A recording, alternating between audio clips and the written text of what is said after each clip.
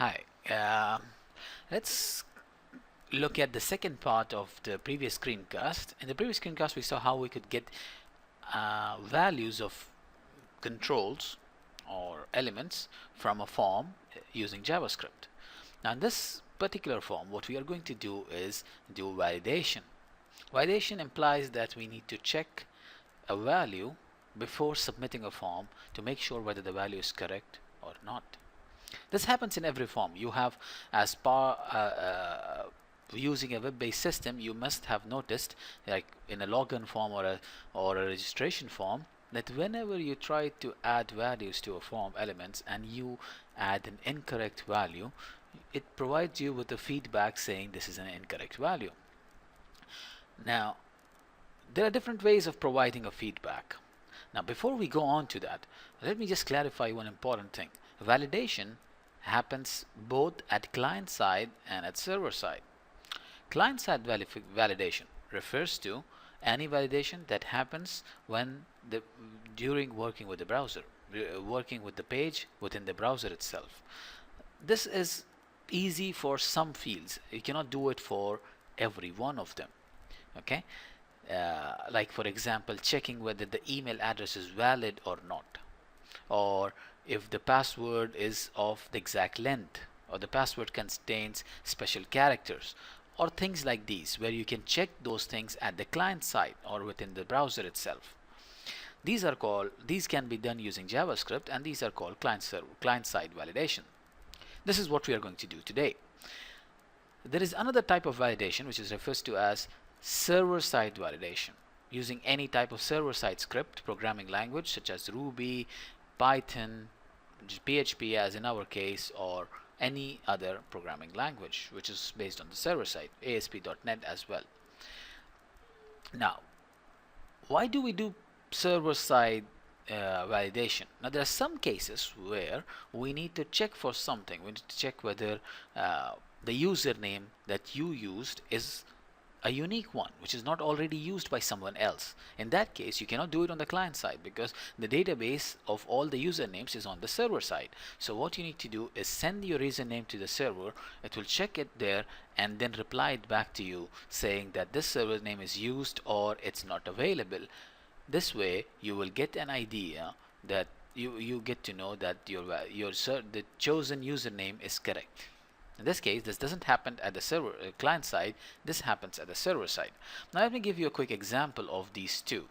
Over here I have a sample form where you see it asks me like a sign up form where I'm asked to enter the account name. It's creating a new name. For example, if I put a name, you will see that when I move on, it will check whether this name is used by someone or not. Okay, so it says that, see, it provides me with an output saying it's available. That means it doesn't happen at the servers, it's client side. It happens at the server side and then it comes back and then it displays me this value. The thing is, I didn't press anything and it just went to the server side and came back without even asking me to do that. Now this technology where the thing happens at the background is called AJAX, asynchronous. Because I'm doing my job at the front side, at the back side it is going to the server, getting the value and checking if there is an, and then getting back with the result, and then when it's not when there is available, this username is available, it gives me this value. This is called AJAX. It's an asynchronous JavaScript XML, using JavaScript and XML. The thing is, it's out of the scope of this particular screencast or this particular course, so we are going to just stay to that point, saying that it's done using AJAX. Now, this is one way, as I told you, this requires server-side scripting. Now, on the other hand, for example, what you need to do is like, say I have another form over here. Let's say I try to input an email address and then I go outside the scope. You can see that it will give me an error saying not a valid email address. Now, this is client-side validation because it tells me that this is not the correct way to write an email address. So, for example, as soon as I write an @abc.com and then move out, say this way, it can recheck the email address and then get back to me saying that it might be valid. Okay, The thing is, again, it doesn't say that, so let's try a valid email address.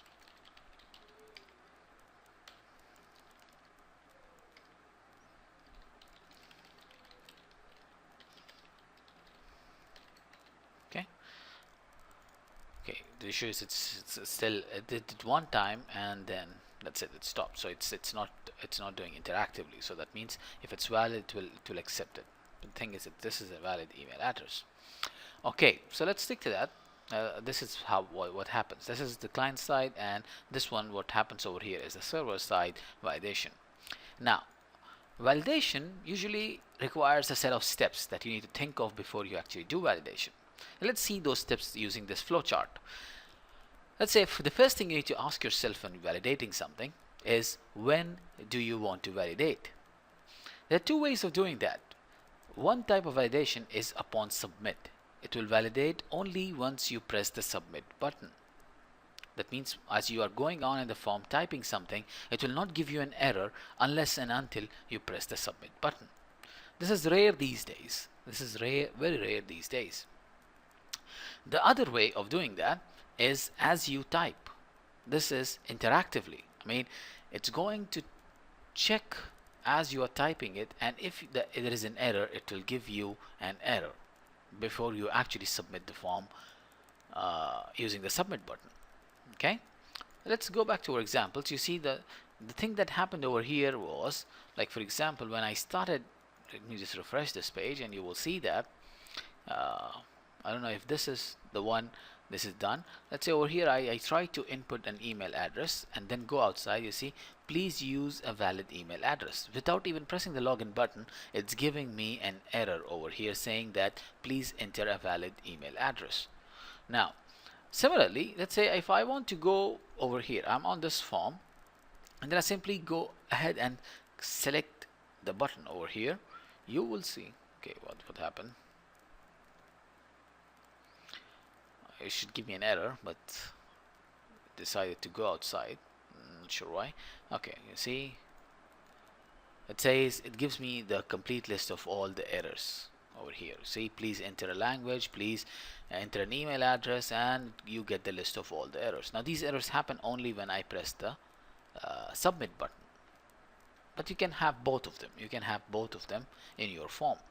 Okay, so that's when you want to validate. So it's either on submit or as you are typing. There is a small difference when implementing both of these. We're going to see them right now. Now, the next question you need to ask when you're validating a form is, what do you need to validate for? There are various things that you need to validate for. The first thing is a format.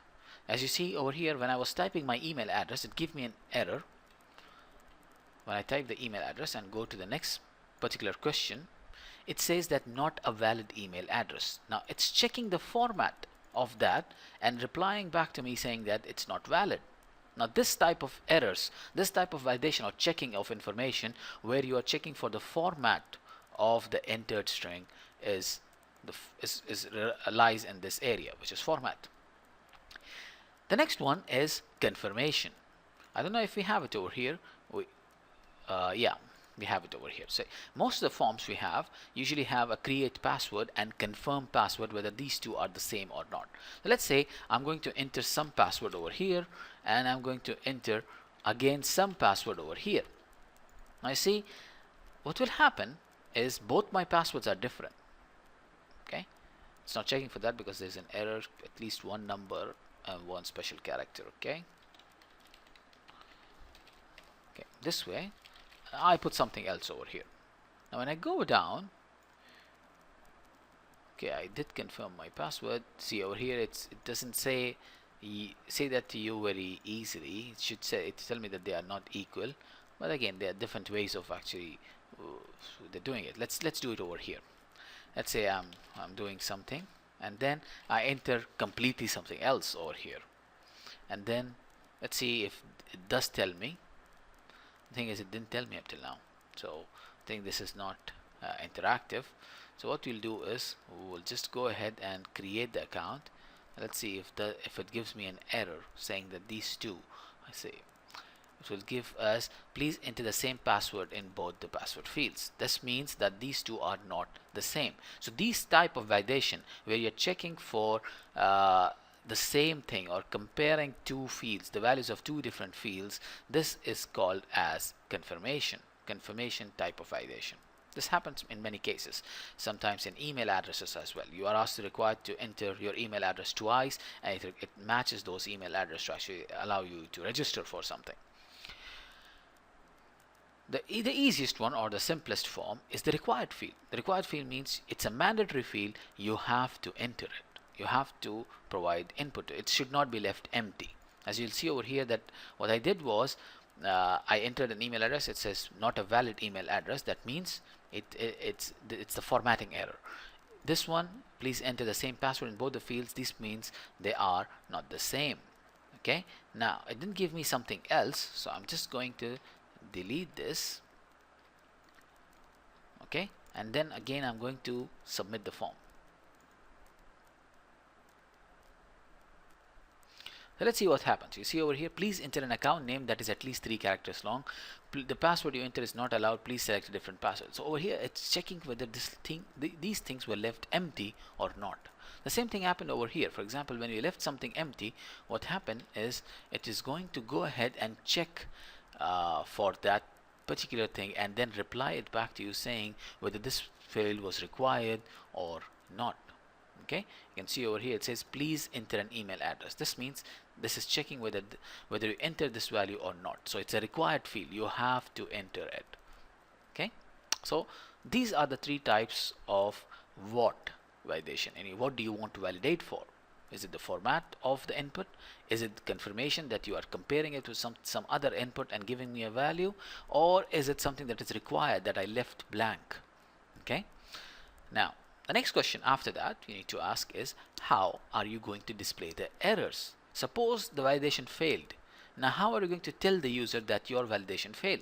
There are different ways of doing that. I'm using an XOR. That means you can use 1, 2, 3, 4 or all of them all together. Now, how do we do that? What we can do over here is you can select either one of them or all of them. Now let's see each one of them in practice. The first one is a tooltip. For example, if you forget to do something, you can actually pop up a tooltip to inform. See these things. These are called tooltips. You get a pop-up showing the error message. These are called tooltips. In other case, it says a message.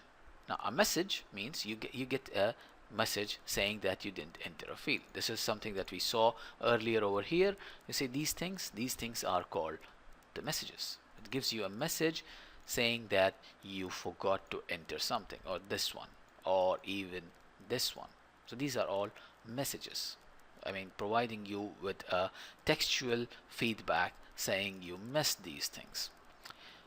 Apart from that, you have a visual feedback. Visual feedback usually what it does is they try to change the colors. You see over here the border of all my fields where there is an error became orange to tell me that these are the places where there is an error. Similar to over here, you can see that they didn't do anything with visual. They just provide you with a message. Now there are different ways of doing different things, and this is one way of doing that. Okay. You can even some places you can see that they change the background to red, saying that there is an error over here. Okay. Now after that we can also change the properties. We can also, visual and properties are usually somewhat the same. Properties usually allows you to change the properties of that input field, which can be background color, border color, or the text color, or anything you like. Okay. Or visual usually provides you with, like, for example, a flashing input, or saying that you missed something over here, or shaking input. So saying it is like, it draws your attention to that particular property, a particular field where you missed something. Or you can use all of them all together. It's up to you. That's why you have an XOR over here. We can use one or all of them together. After that, the next one is where. Where do you want to validate? Now there are different ways of validation. Again, where do you want to validate? It's not where do you want to validate, actually it's where do you want to display the errors. Okay. Now there are two places again. some people, what they do is they collectively display the errors either at the top or the bottom. As we saw with one of the forms over here, we saw that all the errors are not shown beside one each of the fields, they are shown collectively at the top over here. Now it depends upon which way do you like. This way the issue is I'll have to go at the top and read all the errors and then come back and fix it. So it depends upon which way you like, which one is easier for the user. The other way is beside each field. As you saw over here in the next form, the errors are beside each field. So that means it's much easier for me to actually read the error and try to fix it over here. So that means it's correct. Okay, so this is, and overall, these are the questions that you need to ask before you do validation. When do you want to validate? What do you want to validate for? How do you want the errors to be displayed to the user, and where do you want these errors to be displayed? Okay, so these are the things. Now what we are going to do in this screencast is we have this form, a small form, where we have some fields, and what we are going to do is we're not going to do all these. Most of these are out of the scope. We cannot do it in one screencast, or not part of the course that we're doing this for. So what we're going to do is we're going to select some basic things. We are going to just validate on submit. What we are going to do is we are just going to look for required errors. The reason why we are just going to look for required errors is confirmation errors is just very simple. You're just comparing two values and then seeing if they are equal or not. Okay. The reason why we are not going to do formatting errors, because formatting requires you to know about regular expressions. Regular expressions allows you to write the format of an input string in a form that I can check whether this string satisfies this format, and then I can give you an error. Now since this is out of the scope of what I'm doing right now, so we're not going to cover this. So it's just going to do for required. Now how are we going to do that? What we're going to do is we're going to display a message. As you saw over here, I already displayed the message. What we need to do is hide this message and display it only once the error is there. And we can also do about properties, how to change the background color, how to change the border color once there is an error. Now where we are going to do that, we just saw that we're going to do it beside each form, because top and bottom is the same way. It's just a little different that you're going to have one block of text at the top, and this one will have one a span tag beside each one of them with an error. Okay, so done with this deal. Let's just close that and let's start with how to validate our form. Now see, this is a typical form that is there. It's a simple form where we have most of the things defined for us. Now there's a few things that needs to be pointed out at this moment. The first thing is, for all those error messages, I'm using a span tag. Now what this span tag does is it allows you to provide them an error message in line. In line means beside the element itself. So over here I have a class, a span tag with saying this is required. This is required.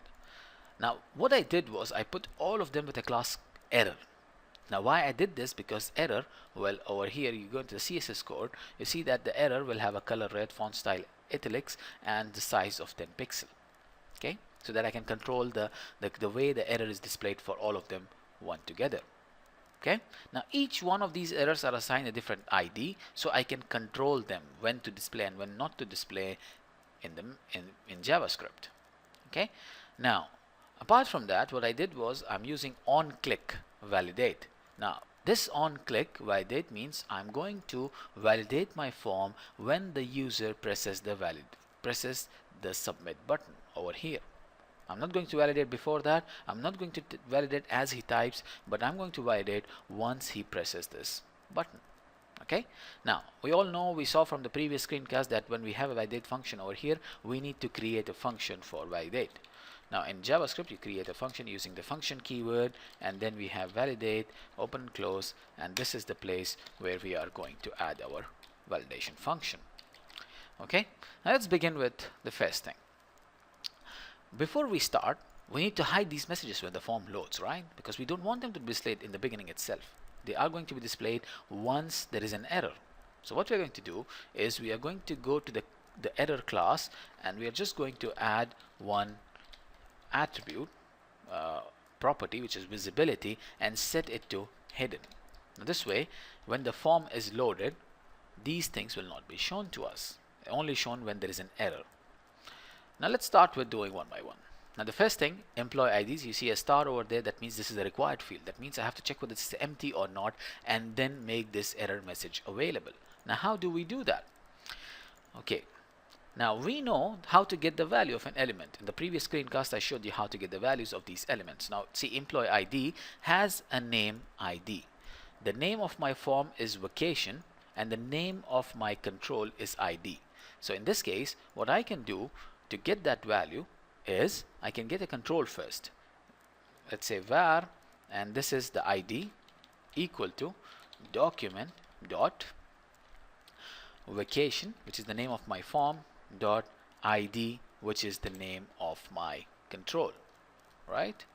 So that's it. So this way I get the control for this employee ID. The next thing I'm going to do is I have to use an if statement to check whether this value is empty or not. So I'm going to use an if statement and say id.value equal to, I'm going to use triple equal to over here. Now there's a difference when using double equal and triple equal. Double equal is used in cases when you are comparing two numbers, integers or any number that you like.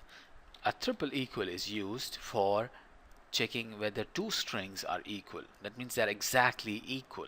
So in this case you use a triple equal. Okay, now there is a difference over here. I'm using two quotations without a gap between them. This means empty. If I use a space between them, this doesn't mean empty, this means a space. So make sure that if you're checking for required, you make sure that it is written like this. Okay, so that you know that it's empty. Now within that function, what I'm going to do is I'm going to check whether it's empty. So now it's empty. So what do I need to do? I need to display the message. Now where is this message? This message is inside this span tag. This span tag. So that means I need to enable this span tag. Now there are various different ways of enabling this span tag. Suppose if you don't have the ID given to you, suppose this I don't have the ID. In that case, I need to use my document.getElementBy. So I'm going to use, let's say, var spans equal to document.getElementBy tag name. I'm going to use the span tag name. Okay. Now this way, I'm going to use the span tag, and then using that, I want to show this. I want to just show this. So how do I do that? Is as I told you that span is using a tag name. That means this is an array. Now to make sure that I'm enabling the correct span, I have to make sure that I use spans 0 dot span 0, and then I need to do whatever I set out to do. Okay. Now in this case, what I need over here is to change the property or change this visibility from hidden to visible. Now there are two ways of actually doing that.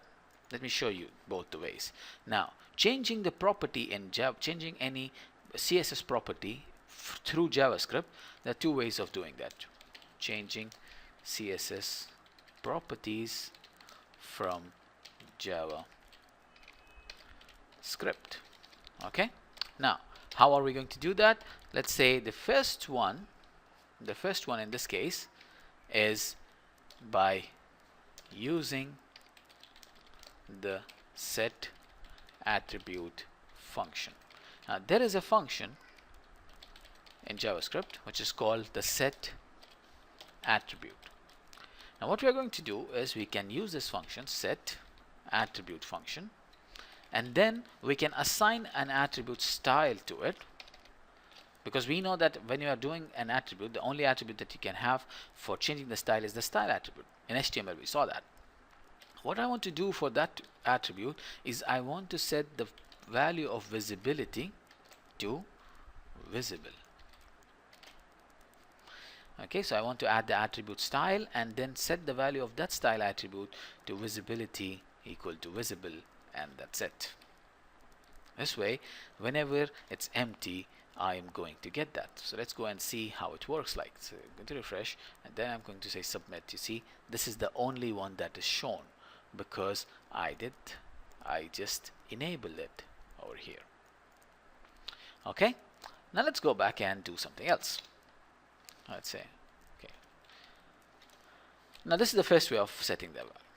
Now what we are going to do is the second way. How do we do it another way? Okay, let's see. We also want to have the name of the faculty.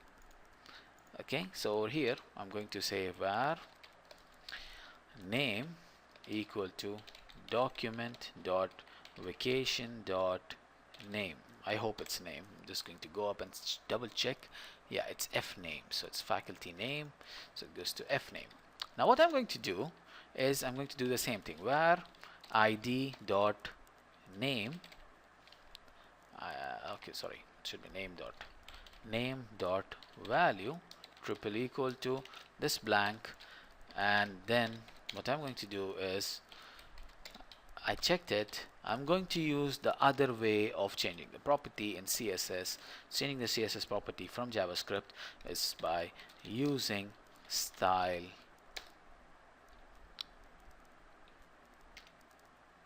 Okay, now how to do that?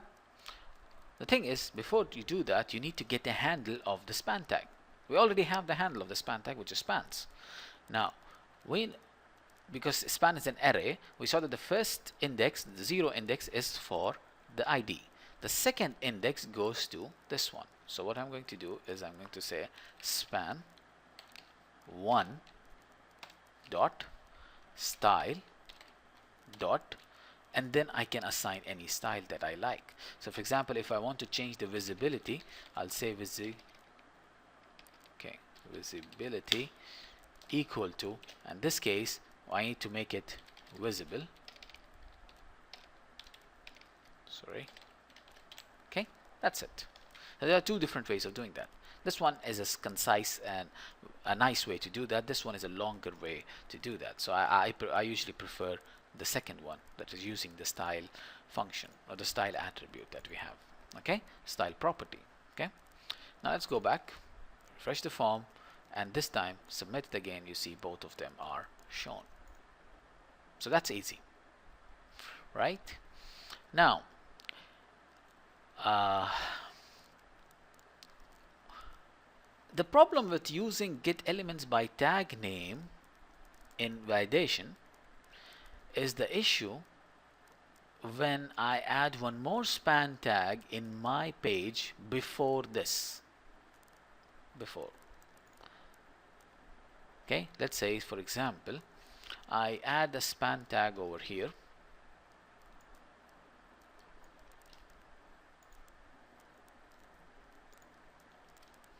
Okay, I just want to remove the ID because it's okay. I just added a new span tag over here. Now I'm going to refresh this. It's a span, that's why it's like a gap over here. Now suppose I leave FTM and I press submit. You see that it gives the span, this one as visible and this one, but it's not showing this one as visible because this now becomes my 0 and this now becomes my 1, which is incorrect.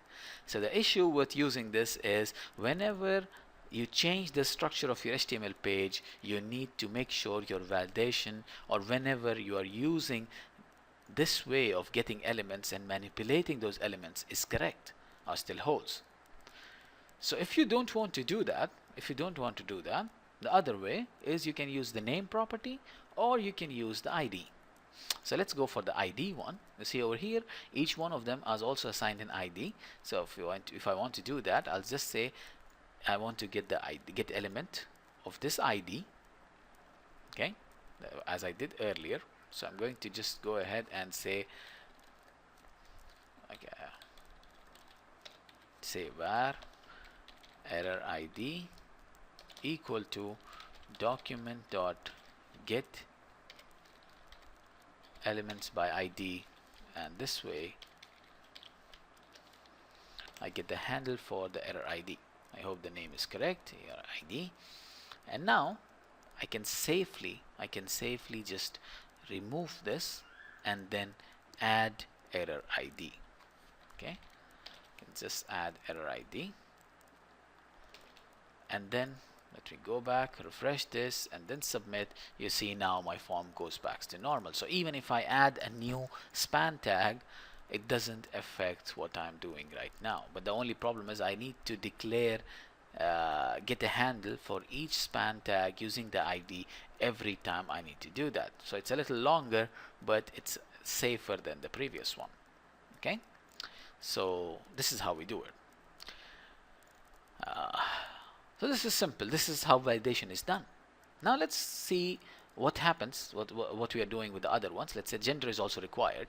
Now the issue with text is just you can compare it with equal to and that's it. But the issue with using a text box is that you cannot just say it's empty, because there is nothing called as empty value.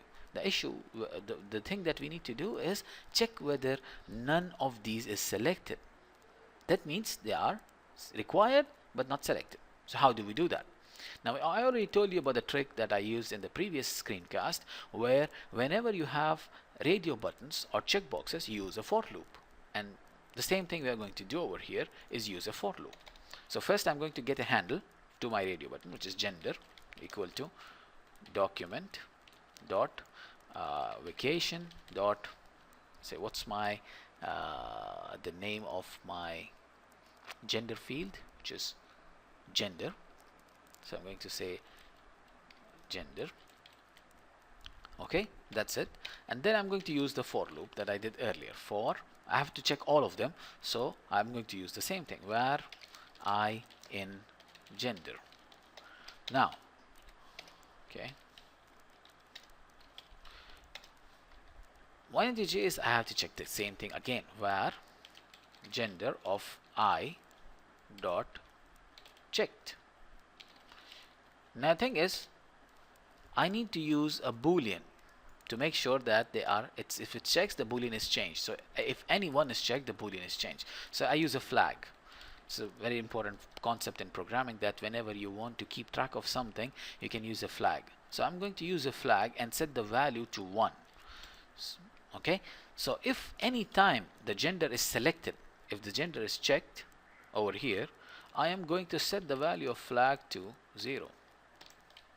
If any one of the gender, if male or female is checked. If none of them checked, the value still remains the same. So when do I want the error to be displayed? When the value of the flag is equals to 1. That means none of them were selected. Okay, so what I do is, after I come out from that loop, I just have another if statement. I have another if statement over here that says if the flag is equals to 1. Note that I use 2 equal because it's an integer now, so it's safe for me to use double equal. So now if the flag is equals to 1, that means none of them were selected. That means there is an error. So in that case, I need to display the error. The first thing, I need to get a handle for the span tag, where gen error equal to document dot get element by ID. Let's see what's the name of the ID of the error over here. Yeah, error gen. So it says, so where do I go? Yeah, over here. So I get the gen error and I want to display this, so I would just go over here and say gen error dot style dot visibility equal to visible. Okay, that's it. So if flag is 1, I want to make sure I do that. So let's go ahead and see what happens. I'm going to refresh this. I press submit. You see, this is it. Whenever I don't do something, for example, if I select something, the error is not available over there. Okay, so this is how we do it. Now one more thing is remaining, which is a little different. You do the same thing for checkboxes as well. If you have a mandatory checkbox that you're checking if it's required or not, then also you have to use a loop if you are having the same name. And if they are not of the same name, then you can just use an if condition to check if the value is equal to blank or not, or if it's checked or not. Now, drop down is a different case. You see, drop down, how do you need to check whether the drop down, a manual drop down, has a value selected?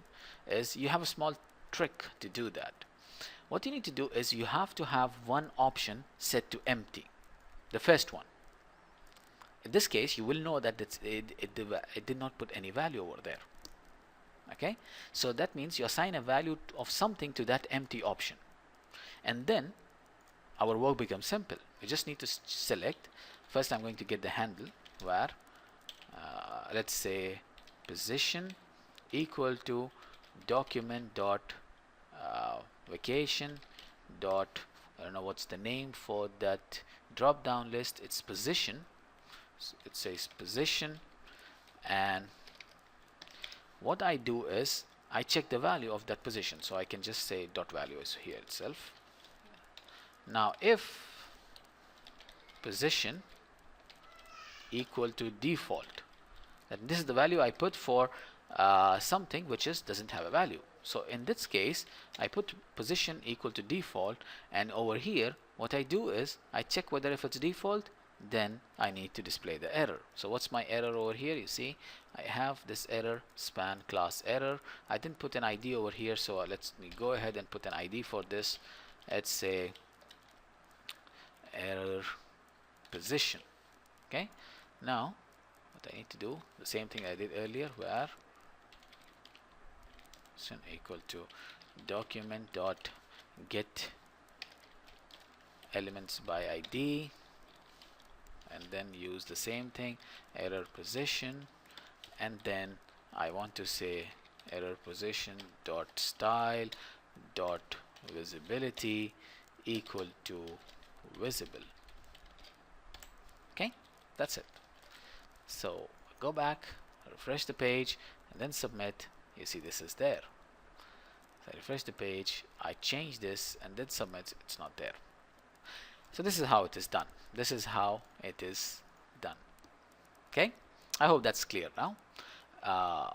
Before we say that we are reaching the end of validation, I need to show you a small thing. Let's say I have this form and I press submit and I get all these errors, right? Now suppose I do enter the employee ID. Let's say I do enter some ID for the employee. Now, again I press submit. You see that the error still remains there. Even though I fixed it, the error still remains there. You know why this is happening? The main reason this is happening is for all my if conditions where I am making this visible, I don't have an else condition. So the message doesn't disappear. So in this case, what I'm going to do is I have to have an else condition for every time I do that. So in this case, I'll say error ID dot set attribute. In this case, I'm going to say style, and then over here I'm going to say visibility hidden. This way I'm changing the property that I have if this is not blank. So let me go back, refresh the page, submit, enter some value over here, enter an ID, then press submit. You see this message goes away. That's simple. I mean, I need to have an else condition to make sure that if it's there, then I say visibility is equals to hidden or visibility is equals to visible. So I need to do that for everything over here. For example, even if I have over here, I need to make sure that I have an else condition over here that says that the spans 1 dot style dot visibility equal to hidden.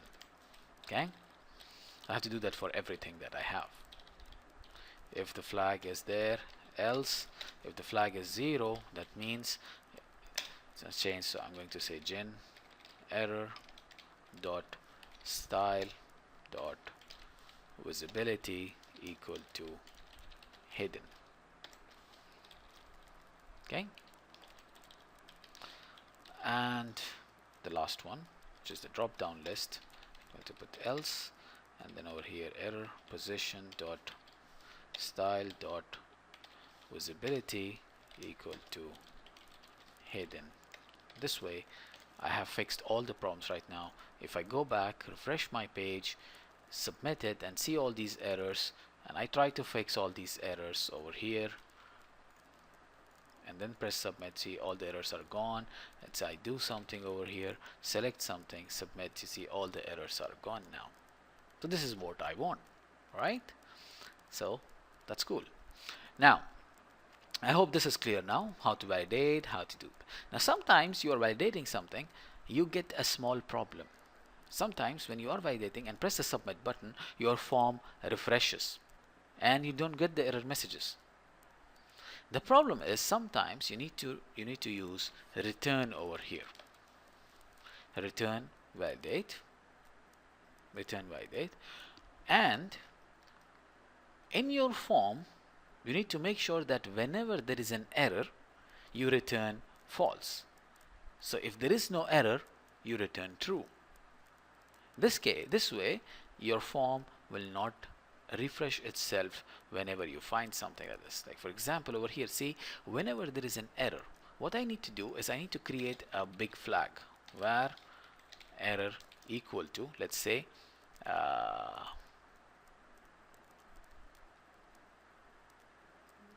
let's say 0. So whenever there is an error, I need to make sure that I set the error to 1, and whenever there is no error, I need to make sure I reset the value to 0. Okay, that's about it.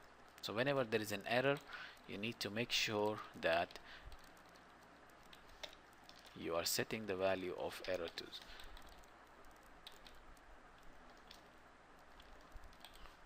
to 1, and when the error is removed, you are going to reset the value of it to 0.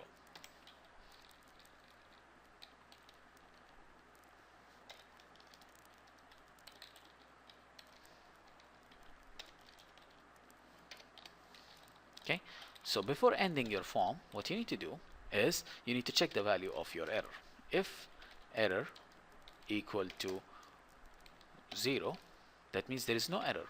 That means you return true. This way your form will be submitted. Else you found an error, you return false. This way your form will not refresh itself, but the error messages will be shown. Now, this doesn't happen every time, but if this happens, this is the way to solve it. That is, you return a true whenever you are sure that everything is fine and you submit the form. If you don't want to submit the form, you want to halt on the same page itself, you return false so that the form stops executing and then allows you to see the error messages. Okay. Okay, so that's it.